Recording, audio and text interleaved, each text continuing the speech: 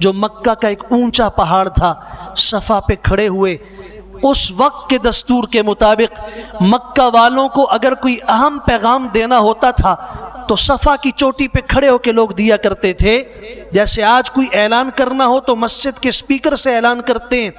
صفا کی یہ چوٹی اعلان کی جگہ ہوا کرتی تھی۔ آپ علیہ السلام نے اپنے خاندان کے ایک ایک فرد کو کہا، یا بنی عبد مناف، او عبد مناف کی اولاد، اعملو، آج تمہارے پاس زندگی ہے، عمل کر لو۔ آج تمہارے پاس زندگی ہے، عمل کرو۔ فواللہ انی لا اغنی عنکم من اللہ شیئا، مجھے اللہ کی قسم اگر اللہ کی عدالت میں چلے گئے، حساب شروع ہوا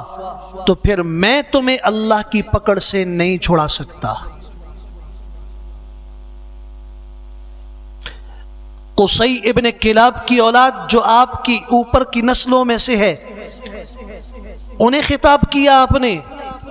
یا بنی عبد المطلب، بنو عبد مطلب جو آپ کا بالکل ددیال کا قریبی خاندان تھا، انہیں کہا اعملو، عمل کرو، فإنی لا اغنی عنکم من اللہ شیئا۔ پھر اپنے چچا کو کہا، یا عباس بن عبد المطلب عمی، اے میرے چچا عباس بن عبد المطلب،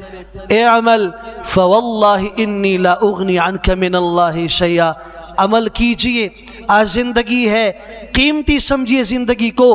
کل اللہ کی قسم اللہ کے دربار میں تمہیں نہیں چھوڑا سکوں گا۔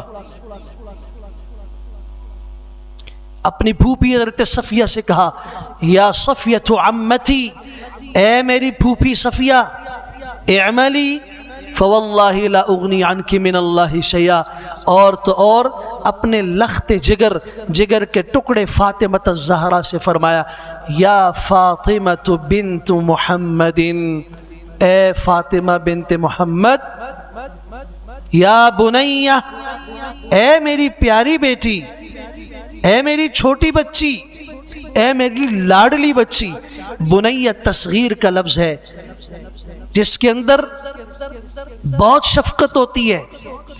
اے میری لاڈلی پیاری بچی،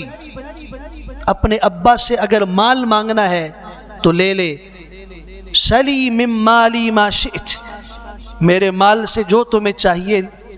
مانگ، میں دینے کے لیے تیار ہوں، لیکن اعملی، آخرت کے لیے